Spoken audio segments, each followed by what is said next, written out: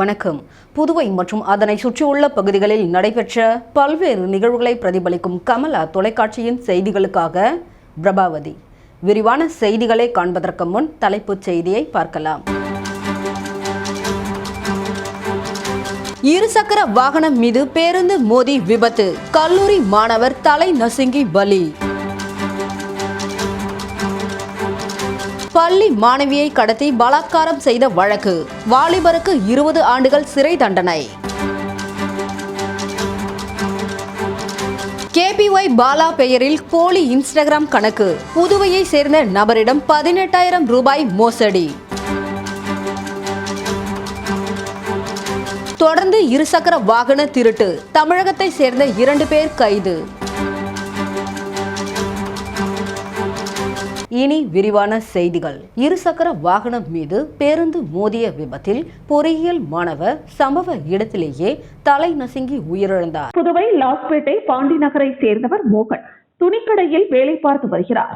இவரது மகன் 20 வயதான கேசவன் அரியூரில் உள்ள தனியார் பொறியியல் கல்லூரியில் பிடெக் 2ஆம் ஆண்டு படித்து வந்தார். இன்று காலை அதே கல்லூரியில் படிக்கும் தனது நண்பரான பெரிய காலாப்பட்டு மனோஜ் என்பவருடன் இருசக்கர வாகனத்தில் கல்லூரிக்கு சென்று கொண்டிருந்தார். வாகனத்தை மனோஜ் ஓட்ட கேசவன் பின்னால் அமர்ந்து சென்று கொண்டிருந்தார். இருசக்கர வாகனம் ரெட்டியார்பாளையம் பவழங்காரன் சாவடி அருகில் வந்தபோது பின்னால் வந்த தனியார் பேருந்து இருசக்கர வாகனம் மீது மோதியுள்ளது. இதில் நிலை தடுமாறி கேசவன் சாலையிலும் மனோஜ் மறுபுறமும் விழுந்துள்ளனர். அப்போது கண்ணிமைக்கும் நேரத்தில் பேருந்தின் சக்கரம் கேசவன் மீது ஏறி இறங்கியுள்ளது. இதில் உடல் நசுங்கி கேசவன் சம்பவ இடத்திலேயே உயிரிழந்தார். அதிர்ஷ்டவசமாக மனோஜ் லேசான காயங்களுடன் உயிர் தப்பினார். இதனை கண்ட பொதுமக்களும் வாகன ஓட்டிகளும் அதிர்ச்சி அடைந்தனர். இதுகுறித்து வடக்கு போக்குவரத்து காவல்துறையினருக்கு தகவல் தெரிவிக்கப்பட்டது. ஆய்வாளர் வேலையன், ஏட்டு பாலச்சந்தர் மற்றும் காவல்துறையினர் சம்பவ இடத்திற்கு விரைந்து வந்தனர். இதுகுறித்து காவல்துறையினர் வழக்கு பதிவு செய்து விசாரணை நடத்தி வருகின்றனர். விபத்து நடந்ததும் அங்கிருந்த பொதுமக்களில் சிலர் 108 ஆம்புலன்ஸிற்கு தகவல் தெரிவித்தனர். இதன் அடிப்படையில் விபத்தில் மாணவர் உயிரிழந்ததை தெரிவித்துள்ளனர். ஆனால் பெரும்பாலும் சடலங்களை கொண்டு செல்ல 108 வாகனம் வருவதில்லை. காவல்துறையினரின் வாகனம் மட்டுமே விபத்து மற்றும் தற்கொலை செய்தவர்களின் உடலை எடுத்து செல்வது வழக்கம். அந்த சமயத்தில் காவல்துறையினரின் வாகனமும் திருக்கனூரில் இருந்து ஒரு சடலத்தை எடுத்து சென்று கொண்டிருந்தது. இதனால் சடலத்தை எடுத்து செல்ல வாகனம் ஏதுமின்றி சில மணி நேரம் சடலம் சாலையின் ஓரத்திலேயே கிடந்துள்ளது. இதனால் அங்கு கூட்டம் கூடவே பரபரப்பும் சலசலப்பும் ஏற்பட்டது. இதையடுத்து மாணவன் உயிருக்கு போராடுவதாக கூறி 108 ஆம்புலன்ஸ் வாகனம் வரவழைக்கப்பட்டு மாணவரது சடலம் பிரேத பரிசோதனைக்காக மருத்துவமனைக்கு கொண்டு செல்லப்பட்டது. மாணவர் விபத்தில் உயிரிழந்த செய்தி அறிந்த அவரது பெற்றோர் மற்றும் உறவினர்கள் கதறி அழுதது அப்பகுதியில் பெரும் சோகத்தை ஏற்படுத்தியது. பள்ளி மாணவியை கடத்தி பாலியல் பலாத்காரம் செய்த வழக்கில் பிரபல ரவுடிக்கு 20 ஆண்டுகள் சிறை தண்டனை விதித்து புதுச்சேரி போக்சோ நீதிமன்றம் தீர்ப்பளித்துள்ளது. புதுவை அரும்பார்த்தபுரம் பகுதியை சேர்ந்தவர் 24 வயதான எழிலரசன். இவர் மீது கொலை வழக்கு உள்ளிட்ட 6 வழக்குகள் நிலுவையில் உள்ளன. இந்த நிலையில் கடந்த 2023ஆம் ஆண்டு புதுவையை சேர்ந்த 15 வயது பள்ளி மாணவியுடன் பழக்கம் ஏற்பட்டது. அப்போது அவர் அந்த மாணவியை காதலிப்பதாக கூறியுள்ளார். மேலும் அவர் மாணவியை கடத்தி சென்று நண்பர் வீட்டில் வைத்து பாலியல் பலாத்காரம் செய்துள்ளார். லாஸ்பேட்டை காவல்துறையினர் போக்சோ சட்டத்தின் கீழ் வழக்கு பதிவு செய்து அவரை கைது செய்தனர். இது தொடர்பாக புதுச்சேரி போக்சோ நீதிமன்றத்தில் வழக்கு நடைபெற்று வந்தது. இந்த வழக்கை விசாரித்த நீதிபதி குற்றம் நிரூபிக்கப்பட்டதை அடுத்து எழிலரசனுக்கு போக்சோ சட்டத்தின் கீழ் 20 ஆண்டுகள் சிறை தண்டனை விதித்து தீர்ப்பளித்தார். மேலும் 20,000 ரூபாய் அபராதமும் விதிக்கப்பட்டுள்ளது. அபராத தொகையை செலுத்த தவறினால் கூடுதலாக 3 ஆண்டுகள் சிறை தண்டனை அனுபவிக்க வேண்டும் என்றும் நீதிமன்றம் உத்தரவிட்டுள்ளது. மேலும் பாதிக்கப்பட்ட மாணவிக்கு 4 லட்சம் ரூபாய் இழப்பீடு வழங்கவும் தீர்ப்பில் குறிப்பிடப்பட்டுள்ளது. புதுச்சேரி உருளையன்பேட்டை தொகுதியில் அடிக்கடி ஏற்படும் மின்வெட்டை கண்டித்து தொகுதியின் சட்டமன்ற உறுப்பினர் தலைமையில் 100க்கும் மேற்பட்ட பொதுமக்கள் மின்துறை தலைமை அலுவலகத்தை முற்றுகையிட்டு ஆர்ப்பாட்டத்தில் ஈடுபட்டனர். புதுச்சேரி உருளையன்பேட்டை தொகுதிக்குட்பட்ட புதிய பேருந்து நிலையம் மற்றும் அதனை சுற்றியுள்ள சுப்பையா நகர், மங்கலட்சுமி நகர், கண்ணன் நகர், ராஜீவ்காந்தி நகர், சஞ்சய் காந்தி நகர், கென்னடி நகர், சுப்பராய பிள்ளை சத்திரம், பூங்குளம், ராஜாநகர் உள்ளிட்ட பகுதிகளில் கடந்த 10 நாட்களாக அடிக்கடி மின்வெட்டு ஏற்பட்டு வருகிறது. இதனால் அப்பகுதி மக்கள் கடுமையாக பாதிக்கப்பட்டுள்ளனர்.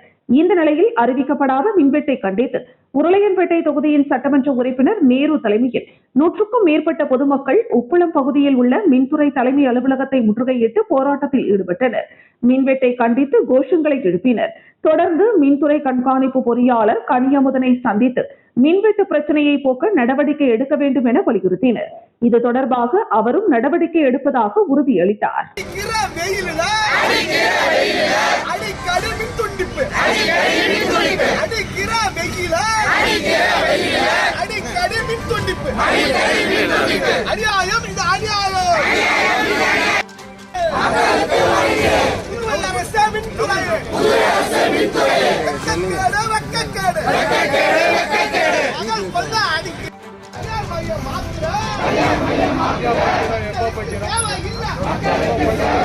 புதுவையில் தொடர்ந்து இருசக்கர வாகன திருட்டில் ஈடுபட்ட 2 பேர் கைது செய்யப்பட்டனர்.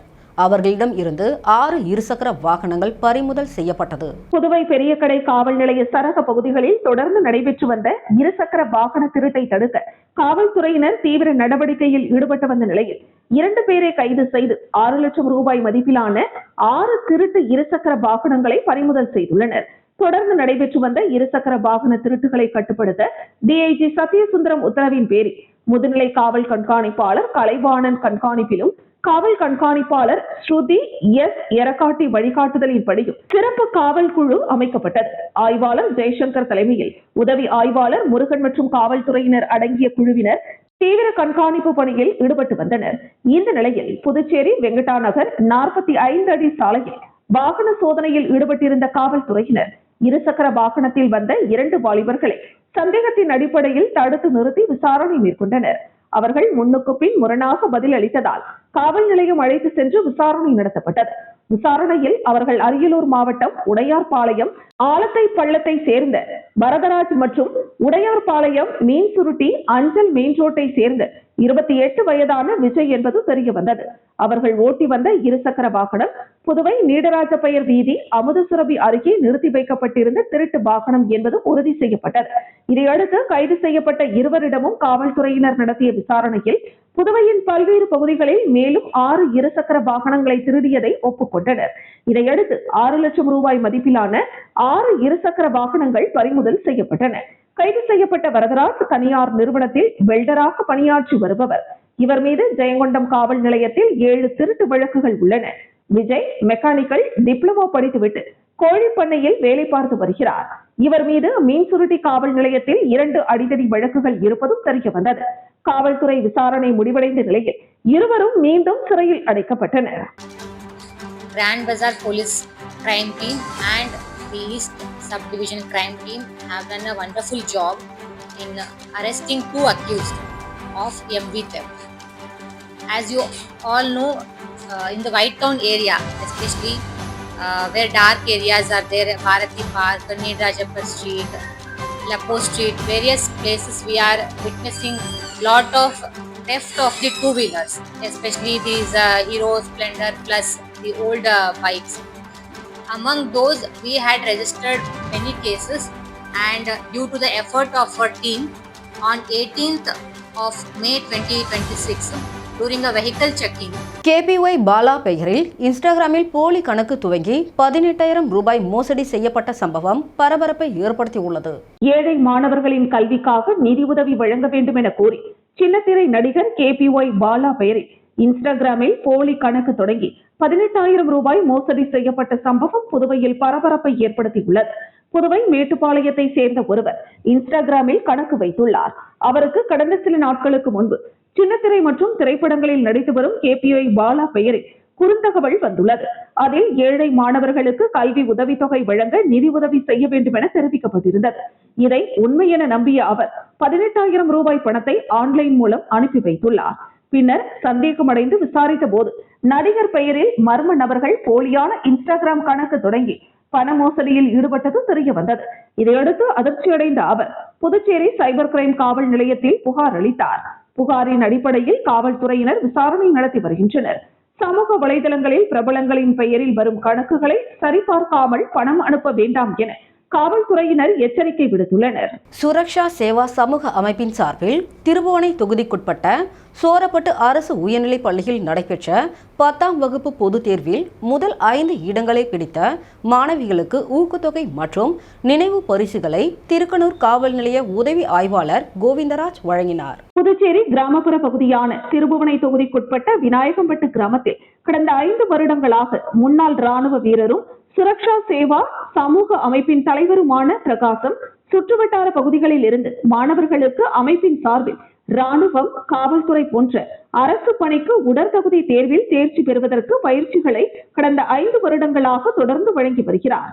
இதன் மூலமாக கடந்த 5 ஆண்டு காலங்களில் சுமார் 65ற்கும் மேற்பட்ட மாணவர்கள் ராணுவம், தீயணைப்புத்துறை, தமிழ்நாடு காவல்துறை, புதுச்சேரி காவல்துறை போன்ற பல்வேறு பணிகளுக்கு சென்றுள்ளனர். அதன் அடிப்படையில் தொடர்ந்து பள்ளி மாணவர்களை உற்சாகப்படுத்தும் வகையில் சுரக்ஷா சேவா சமூக அமைப்பின் சார்பில் சோரப்பட்டு கிராமத்தில் உள்ள அரசு உயர்நிலைப் பள்ளியில் நடைபெற்ற 10ஆம் வகுப்பு பொதுத் தேர்வில் அப்பள்ளியில் 100% தேர்ச்சி மற்றும் முதல் 5 இடங்களை பிடித்த மாணவிகளுக்கு ஊக்கத்தொகை மற்றும் பரிசளிப்பு விழா நடைபெற்றது. இந்த நிகழ்வில் சிறப்பு அழைப்பாளர்களாக பங்கேற்ற திருக்கனூர் காவல் நிலைய உதவி ஆய்வாளர் கோவிந்தராஜ், பள்ளியின் தலைமை ஆசிரியர் பசோவுலோதீன், முன்னாள் கிராம பஞ்சாயத்து தலைவர் காளிதாஸ், விநாயகம்பட்டு முன்னாள் கிராம தலைவர் சம்பத், மாணவர் பெற்றோர் சங்க தலைவர் ராமதாஸ் மற்றும் முக்கிய பிரமுகர்கள் முருகன், முரளி, பெரியசாமி, பாலகுமார், கிருஷ்ணநாதன், சிவகுமார் ஆகியோர் முன்னிலையில் 10ஆம் வகுப்பு பொதுத் தேர்வில் முதல் 5 இடங்களை பிடித்த மாணவர்களுக்கு ஊக்கத்தொகை மற்றும் பரிசு ஆகியவற்றை உதவி ஆய்வாளர் கோவிந்தராஜ் மற்றும் சிறப்பு அழைப்பாளர்கள் ஒன்றிணைந்து வழங்கினர். இந்த நிகழ்ச்சியில் 10ஆம் வகுப்பு பொதுத் தேர்வில் தேர்ச்சி பெற்ற அனைத்து மாணவர்களுக்கும் நினைவு பரிசு வழங்கப்பட்டது. மேலும் நிகழ்ச்சியில் பள்ளி மாணவர்கள், ஆசிரியர்கள், மாணவர்களின் பெற்றோர்கள், ஊர் முக்கிய பிரமுகர்கள், பொதுமக்கள், சுரக்ஷா சேவா சமூக அமைப்பின் மாணவர்கள் மற்றும் ராணுவ வீரர்கள் உட்பட பலர் கலந்து கொண்டு சிறப்பித்தனர். காட்டேரிக்குப்பம் அரசு உயர்நிலைப் பள்ளியில் முன்னாள் ஆசிரியர்கள் மற்றும் மாணவ மாணவிகள் 30ஆம் ஆண்டு சந்திப்பு நிகழ்ச்சி நடைபெற்றது. புதுவை மாநிலம் காட்டேரிக்குப்பம் அரசு உயர்நிலைப் பள்ளியில் முன்னாள் மாணவ மாணவிகள் 1996, 1997ஆம் ஆண்டு 10ஆம் வகுப்பு படித்த மாணவ மாணவிகள் 30ஆம் ஆண்டு சந்திப்பு விழா நடைபெற்றது. இதில் முன்னாள் ஆசிரியர்கள், மாணவர்கள் கலந்து கொண்டு விழாவினை சிறப்பித்தனர். விழாவிற்கு சக்திவேல் ஆசிரியர் தலைமை தாங்கினார். மேலும் ஆசிரியர்கள் குப்புசாமி, கிருஷ்ணமூர்த்தி, வேலுசாமி, ராஜு, பசுலுதீன் மற்றும் நிகழ்ச்சி தொகுப்பாளினி முன்னாள் மாணவி மலர்விழி பூங்காவனம், வரவேற்புரை முன்னாள் மாணவி உண்ணாமலை, விமலா ஆகியோர் கலந்து கொண்டனர். விழாவிற்கான ஏற்பாடுகளை முன்னாள் மாணவர்கள் மதியழகன், பஞ்சவர்ணம், தனுசு, முருகன், ஜெகன், கிருஷ்ணராஜ் ஆகியோர் ஒருங்கிணைத்தனர். முன்னாள் மாணவர் மதியழகன் நன்றி உரை ஆற்றினார். புதுச்சேரி தவளக்குப்பம் அடுத்த நல்லவாடு மீனவ கிராமத்தில் எழுந்தருளி உள்ள அருள்மிகு ஸ்ரீ முத்தாலம்மன், ஸ்ரீ தில்லையம்மன் ஆலயத்தில் செடல் பிரம்மோற்சவ விழா கொடியேற்றத்துடன் வெகு விமர்சையாக நடைபெற்றது. கடலூர் மாவட்டம் சிங்கிரிக்குடி ஊராட்சி மற்றும் புதுச்சேரி அரியாங்குப்பம் கொம்யூன் நல்லவாடு கிராமத்தில் எழுந்தருளி இருக்கும் அருள்மிகு ஸ்ரீ முத்தாலம்மன், ஸ்ரீ தில்லையம்மன் ஆலய 84வது ஆண்டு செடல் உற்சவம் வருகின்ற 29ஆம் தேதி வெள்ளிக்கிழமை நடைபெற உள்ளது. பிரம்மோற்சவ விழாவின் தொடக்கமாக கொடியேற்றுதல் நிகழ்வு, சாகை வார்த்தல் மற்றும் அம்மனுக்கு மஞ்சள் அபிஷேகத்துடன் தொடங்கியது. தொடர்ந்து அம்மனுக்கு பல்வேறு அபிஷேக ஆராதனைகள் நடத்தப்பட்டு சிறப்பு பூஜைகளும் நடைபெற்று கொடிமரத்தில் கொடியேற்றப்பட்டு செடல் விழா தொடங்கி வைக்கப்பட்டது. விழா நாட்களில் நாள்தோறும் விநாயகன், முருகன் வீதி உலா, முத்தாலம்மன் வீதி உலா மற்றும் ஸ்ரீ சிவ குடும்பம் வீதி உலா ஆகியவை நடைபெற உள்ளது. விழா காலங்களில் காலை அம்மனுக்கு சிறப்பு அபிஷேகமும், மாலை நேரங்களில் சிறப்பு தீபாராதனைகளும் நடைபெறும். தொடர்ந்து திரைப்படங்கள், சினிமா, இசை நிகழ்ச்சி மற்றும் வான வேடிக்கைகளும் நடைபெறுகிறது. நிகழ்ச்சிக்கான ஏற்பாடுகளை நல்லவாடு கிராம பஞ்சாயத்து தலைவர் மற்றும் பஞ்சாயத்தாளர்கள், நல்லவாடு மீனவ கிராம பொதுமக்கள், ஊர் முக்கியஸ்தர்கள், இளைஞர்கள் ஏற்பாடு செய்திருந்தனர். இந்திய அஞ்சல் துறை சார்பில் புதுச்சேரி ஜிப்மர் வளாகத்தில் அதிநவீன தொழில்நுட்பத்துடன் வாடிக்கையாளர்களை கவரும் வகையில் மேம்படுத்தப்பட்ட புதிய தலைமுறை என்ஜென் அஞ்சலக சேவை துவங்கப்பட்டது. இந்திய அஞ்சல் துறை நாடு முழுவதும் உள்ள தனது பாரம்பரிய அஞ்சலக கட்டமைப்புகளை அதிநவீன அடுத்த தலைமுறை அஞ்சலகங்களாக மாற்றி அமைக்கும் தேசிய அளவிலான திட்டத்தை வெற்றிகரமாக செயல்படுத்தி வருகிறது. இதன் ஒரு பகுதியாக புதுச்சேரி அஞ்சல் கோட்டத்தின் கீழ் உள்ள முக்கிய அஞ்சலகமான தன்வந்திரி நகர் அஞ்சலகம் அனைத்து தரப்பு மக்களும் பயன்பெறும் வகையில் குறிப்பாக இளம் தலைமுறை ஜென்இசட்டை கவரும் வகையில் முற்றிலும் நவீனமயமாக்கப்பட்டு புதிய வடிவம் பெற்றுள்ளது. இந்த அதிநவீன தன்வந்திரி நகர் என்ஜென் அலுவலகம் திறப்பு விழா இன்று நடைபெற்றது. இதில் சிறப்பு விருந்தினராக ஜிப்மர் துணை இயக்குனர் ரங்கு பாஷிங்கம் திறந்து வைத்து பார்வையிட்டார். இந்த நிகழ்ச்சியில் சென்னை மாநகர மண்டலம் அஞ்சல் துறை இயக்குனர் மேஜர் மனோஜ், புதுச்சேரி கோட்டம் முதுநிலை கோட்ட கண்காணிப்பாளர் ஈனகொள்ளு காவ்யா மற்றும் அஞ்சல் துறையின் அதிகாரிகள் மற்றும் முக்கிய பிரமுகர்கள் பலர் கலந்து கொண்டு விழாவினை சிறப்பித்தனர். இந்த புதிய திட்டத்தின் மூலம் ஸ்பீட் போஸ்ட், பார்சல், சேமிப்பு, வங்கி உள்ளிட்ட அஞ்சல் சேவைகள் ஒரே இடத்தில் நவீன தொழில்நுட்ப வசதிகளுடன் விரைவாக வழங்கப்பட உள்ளன. வாடிக்கையாளர்கள் நீண்ட நேரம் காத்திருக்காமல் விரைவாக சேவை பெறும் வகையில் கவுண்டர்கள் மேம்படுத்தப்பட்டுள்ளன. மேலும் இலவச வைஃபை வசதி, டிஜிட்டல் கட்டண சேவைகள் மற்றும் சிறந்த வாடிக்கையாளர் சேவை வழங்க ஏற்பாடுகள் செய்யப்பட்டுள்ளதாக தெரிவிக்கப்பட்டுள்ளது. புதுச்சேரி தலைமை அஞ்சலகம் உள்ளிட்ட கோட்டத்திற்குட்பட்ட அனைத்து அஞ்சலகங்களிலும் காலை 9:30 மணி முதல் மாலை 5:30 மணி வரை புதிய சேவை நடைமுறையில் இருக்கும் என அஞ்சல் துறை அதிகாரிகள் தெரிவித்துள்ளனர். குறிப்பாக புதிய தலைமுறை ஜென்இசட் இளைஞர்களை குறிவைத்து அவர்களை ஈர்க்கும் வகையில் இந்த புதிய தொழில்நுட்ப சேவை துவங்கப்பட்டுள்ளதாக தெரிவித்தனர். புதுச்சேரி அடுத்த மொரட்டாண்டி சனீஸ்வரர் ஆலயத்தில் எழுந்தருளி உள்ள குரு பகவான் ஆலயத்தில் நடைபெற்ற குரு பூஜை விழாவில் குரு பகவானுக்கு 9 வகையான வாசனை திரவியங்களால் சிறப்பு அபிஷேகம் நடைபெற்றது. இதில் ஏராளமான பக்தர்கள் கலந்து கொண்டு சுவாமி தரிசனம் செய்தனர். குரு பார்த்தால் கோடி நன்மை என்று சொல்வார்கள். அப்படிப்பட்ட குரு பகவான் இன்று மிதுன ராசியில் இருந்து கடக ராசிக்கு 11:07 மணிக்கு பிரவேசித்தார். இதனையொட்டி புதுச்சேரி அடுத்த மொரட்டாண்டியில் உள்ள சனீஸ்வரன் ஆலயத்தில் எழுந்தருளியுள்ள குரு பகவான் ஆலயத்தில் குரு பெயர்ச்சி விழா வெகு விமரிசையாக நடைபெற்றது. இதனையொட்டி குரு பகவானுக்கு சிறப்பு அபிஷேகம் மற்றும் ஆராதனைகள் நடைபெற்றது. தொடர்ந்து குரு பகவானுக்கு 1008 லிட்டர் பால் மற்றும் 108 லிட்டர் நெய், தயிர், விபூதி, சந்தனம் உள்ளிட்ட 9 வகையான வாசனை திரவியங்களால் சிறப்பு அபிஷேகமும் ஆராதனைகளும் நடைபெற்றது. குரு பெயர்ச்சி விழாவில் கலந்து கொண்ட பக்தர்கள் அனைவரும் நெய் விளக்கு ஏற்றி தங்களது நேர்த்திக்கடனை செலுத்தினர். தொடர்ந்து பக்தர்களுக்கு பிரசாதமும் அன்னதானமும் வழங்கப்பட்டது. குரு பெயர்ச்சியை முன்னிட்டு பக்தர்கள் சிரமமின்றி சுவாமி தரிசனம் செய்ய ஆலயத்தின் நிர்வாகத்தின் சார்பில் சிறப்பான ஏற்பாடுகள் செய்யப்பட்டிருந்தது. இதுகுறித்து சீதாராமன் குருக்கள் கூறுகையில், குரு பார்த்தால் கோடி நன்மை என்று சொல்வார்கள். அதன்படி இன்று குரு பகவான் மிதுன ராசியிலிருந்து கடக ராசிக்கு சரியாக 11:07 மணிக்கு பிரவேசித்தார். இதனால் 12 ராசிக்காரர்களுக்கும் நல்ல யோகம் கிடைக்கும், பலன் கிடைக்கும். எனவே குரு பகவானை அனைவரும் வழிபடுமாறு கேட்டுக்கொண்டார். திண்டிவனம் அருகே நெடுஞ்சாலையில் சென்று கொண்டிருந்த ஜீப் நிலை தடுமாறி சாலையோர மரத்தில் மோதி விபத்துக்குள்ளானதில் அதிமுக பிரமுகர் சம்பவ இடத்திலேயே உயிரிழந்தார். விழுப்புரம் மாவட்டம் விக்கிரவாண்டி அடுத்த பெரிய தச்சூர் பகுதியை சேர்ந்த அப்பாசாமி என்பவரது மகன் பிரகாஷ் பெரிய தச்சூர் தொடக்க வேளாண்மை கூட்டுறவு கடன் சங்கத்தில் முன்னாள் தலைவரான இவர் அப்பகுதியில் அதிமுக மாவட்ட பிரதிநிதி மற்றும் கிளை செயலாளராக உள்ளார். மேலும் இவர் விக்கிரவாண்டி பகுதியில் பத்திர எழுத்தாளராக செயல்பட்டு வந்தார். இந்த நிலையில் தனக்கு சொந்தமான பொலிரோ ஜீப்பில் திண்டிவனம் நோக்கி சென்றவர் மயிலம் அடுத்த டி கேணிப்பட்டு பேருந்து நிறுத்தம் அருகே வந்து கொண்டிருந்த பொழுது திடீரென நிலை தடுமாறிய ஜீப் சாலையோர பள்ளத்தில் இறங்கி அங்கிருந்த மரத்தின் மீது கவிழ்ந்தது. இடிபாடுகளில் சிக்கிய அவரது வலது கை துண்டான நிலையில் சம்பவ இடத்திலேயே உயிரிழந்தார். இதுகுறித்து தகவல் அறிந்து சம்பவ இடத்திற்கு விரைந்து வந்த மயிலம் காவல்துறையினர் இடிபாடுகளில் சிக்கிய பிரகாஷின் உடலை மீட்டு உடற்கூறு ஆய்விற்காக விழுப்புரம் முண்டியம்பாக்கம் அரசு மருத்துவக் கல்லூரி மருத்துவமனைக்கு அனுப்பி வைத்தனர். இந்த விபத்தால் திருச்சி சென்னை தேசிய நெடுஞ்சாலையில் சுமார் 30 நிமிடத்திற்கும் மேலாக போக்குவரத்து பாதிக்கப்பட்டது. விபத்தில் சிக்கிய வாகனத்தை அப்புறப்படுத்திய காவல்துறையினர் போக்குவரத்தை சரி செய்தனர். திண்டிவனம் அடுத்த இறையானூர் கிராமத்தில் எழுந்தருளி உள்ள அருள்மிகு ஸ்ரீ திரௌபதி அம்மன் ஆலய தீமிதி திருவிழா வெகு விமர்சையாக நடைபெற்றது. விழுப்புரம் மாவட்டம் திண்டிவனம் அடுத்த இடையானூர் கிராமத்தில் எழுந்தருளியுள்ள அருள்மிகு ஸ்ரீ திரௌபதி அம்மன் ஆலய தீமிதி திருவிழா வெகு விமர்சையாக நடைபெற்றது. கடந்த 18ஆம் தேதி கொடி கட்டுதல் நடைபெற்றது. இதனைத் தொடர்ந்து சுவாமி திருக்கல்யாணம், 18ஆம் போர் ஆகியவை நடைபெற்றன. இந்த தீமிதி திருவிழாவில் ஏராளமான பக்தர்களும் பொதுமக்களும் கலந்து கொண்டு இறையருள் பெற்றனர். இந்த நிகழ்ச்சிக்கான ஏற்பாட்டினை இறையானூர் கிராம பொதுமக்கள் மற்றும் அனைத்து உபயதாரர்கள் செய்திருந்தனர். மீண்டும் தலைப்புச் செய்திகள். இருசக்கர வாகனம் மீது பேருந்து மோதி விபத்து, கல்லூரி மாணவர் தலை நசுங்கி பலி. பள்ளி மாணவியை கடத்தி பலாத்காரம் செய்த வழக்கு, வாலிபருக்கு 20 ஆண்டுகள் சிறை தண்டனை. KPY பாலா பெயரில் போலி இன்ஸ்டாகிராம் கணக்கு, புதுவையை சேர்ந்த நபரிடம் 18,000 ரூபாய் மோசடி. தொடர்ந்து இருசக்கர வாகன திருட்டு, தமிழகத்தை சேர்ந்த 2 பேர் கைது. இத்துடன் செய்திகள் நிறைவடைகிறது. செய்திகளை உடனுக்குடன் தெரிந்து கொள்ள கமலா தொலைக்காட்சி சமூக வலைதளத்தை பின்பற்றவும். நன்றி, வணக்கம்.